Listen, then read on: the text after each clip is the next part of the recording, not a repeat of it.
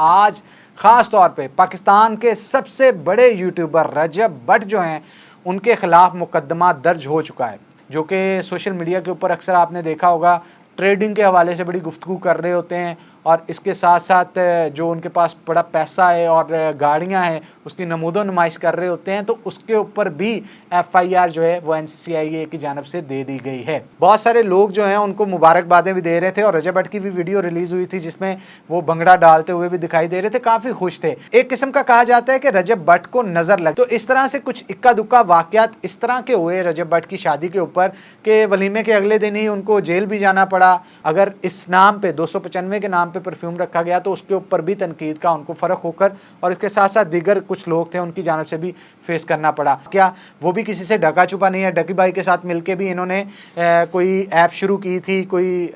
Course शुरू किया था, जिसके बाद इनकी आपस में कोई अनबन हुई, लड़ाई हुई, जिसको बाद में बंद कर दिया गया। अस्सलाम वालेकुम व्यूअर्स, कैसे हैं आप सब लोग? उम्मीद करता हूं सबों के बखैर आफियत। एक नई पॉडकास्ट के साथ हनान बुखारी आपकी खिदमत में हाजिर है। जनाब, NCCIA ने जो कहा था वो पूरा कर दिया। पाकिस्तान भर के अंदर जितने भी ऐसे यूट्यूबर्स और व्लॉगर्स हैं जो कि एक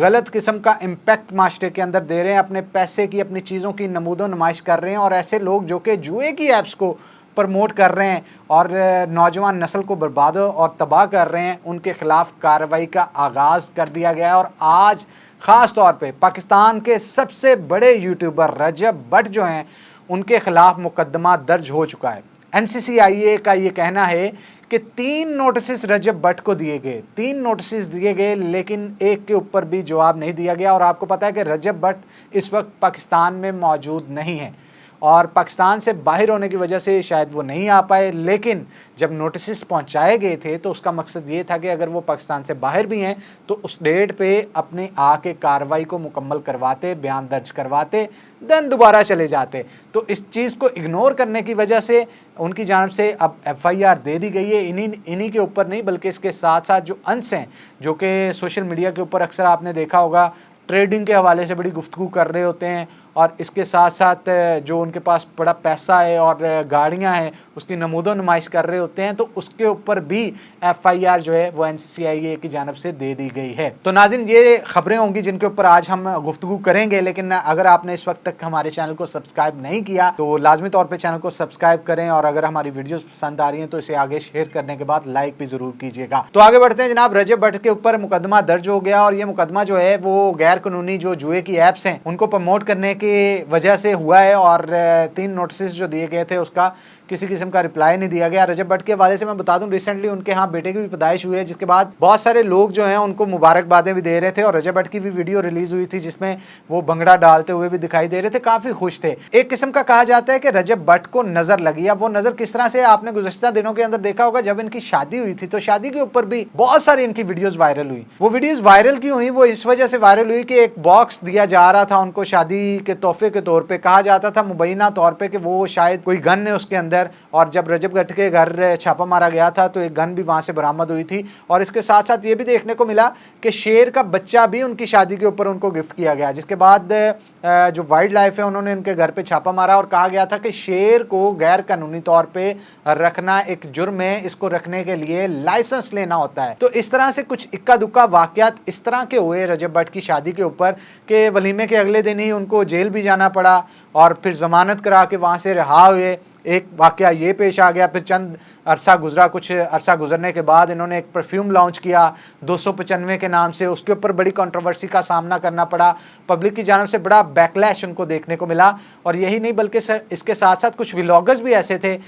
जैसे कि फ़ारूक खोकर, उनकी जानब से भी ये कहा गया था कि 295 जो है, इन्होंने कहा तो सिद्धू मूसेवाला, लेकिन 295C जो है वो तौहीन रसालत की जो शिक है उसको मद्देनज़र रखते हुए मुकदमा दर्ज किया जाता है। अगर इस नाम पे 295 के नाम पे परफ्यूम रखा गया तो उसके ऊपर भी तनकीद का उनको फ़र्क होकर और इसके साथ साथ दीगर कुछ लोग थे उनकी जानब से भी फेस करना पड़ा। तो जिसको मद्देनज़र रखते हुए तब भी रजब भट्ट मुल्क से बाहर चले गए थे और फिर इन्होंने उम्रा भी किया था और खाना काबा से खड़े होकर वीडियो भी बनाई थी, वो सारों ने देखी। तो रिसेंटली अब जो वाक़यात पेश आए, फिर डकी भाई वाला वाक़या, वो भी किसी किसी से ढका छुपा नहीं है। डकी भाई के साथ मिलके भी इन्होंने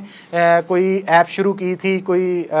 कोर्स शुरू किया था, जिसके बाद इनकी आपस में कोई अनबन हुई, लड़ाई हुई, जिसको बाद में बंद कर दिया गया। और अब आ जाके दोबारा जुए की ऐप्स को प्रमोट करने के हवाले से भी जो नोटिस हैं वो मौसूल उनको हो रहे थे, लेकिन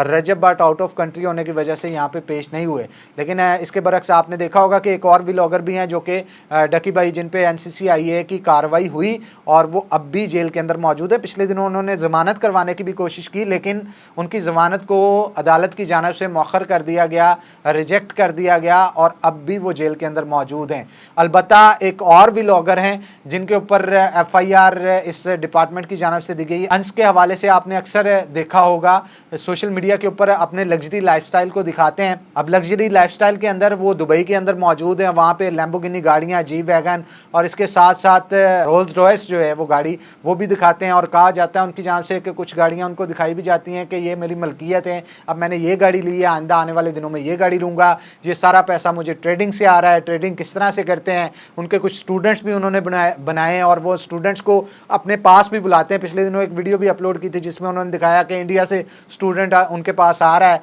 और इस तरह के कुछ लोग हैं जो कि अपना लाइफस्टाइल दिखा के काफ़ी फॉलोअर्स को गेन करते हैं, तो उनके ऊपर भी FIR दी गई है। कहा जा रहा है कि गैर कानूनी ट्रेडिंग की ऐप्स, ऐसी ऐप्स जो कि पाकिस्तान के अंदर अलाउ नहीं है, उन्होंने उन ऐप्स को यूज़ करते हुए जो है वो बहुत सारे पैसे कमाए हैं। सिक्योरिटी एजेंसी की जानिब से खदशा जाहिर किया जा रहा है। अलबत्ता अब उनके ऊपर जो केस चलेगा किसी शवाहद की बुनियाद पे या किसी कह लें कि कोई चीज़ उनके पास मौजूद होगी जिसके ऊपर उन्होंने मुकदमा दर्ज किया। अलबत्ता ये मुकदमा अब किस साइड पे जाएगा, किस तरह से इनको अदालतों का सामना करना पड़ेगा, ये तो आने वाला वक्त ही बताएगा। हाँ, रजब भट्ट जिनके बारे में ये कहा रहा है कि वो पाकिस्तान में मौजूद नहीं है, मुल्क से बाहर हैं, जो सिक्योरिटी एजेंसी है उसका ये कहना है कि मुल्क से चाहे बाहर भी हैं, उसके लिए भी कोई ना कोई कानून ऐसे मौजूद हैं, उनको मुल्क में वापस लाने की कोशिश की जाएगी और कानून के मुताबिक तमाम तर कार्रवाइयाँ करते हुए अगर उनको मुल्क में लाया जाता है तो लाने के बाद इधर गिरफ़्तार किया जाएगा, जिसके बाद इनके ऊपर मुकदमा चलेगा और अदालत फ़ैसला करेगी कि इनको सज़ा होती है या फिर इनको छोड़ा जाएगा। सोशल मीडिया के ऊपर ये खबर आने के बाद जो रजब भट्ट के अंश और इसके साथ साथ हुरैरा जो कहा जा रहा है कि उनके ऊपर भी FIR जो है वो दर्ज हुई है। रजब भट्ट, अंश और हुरैरा के बाद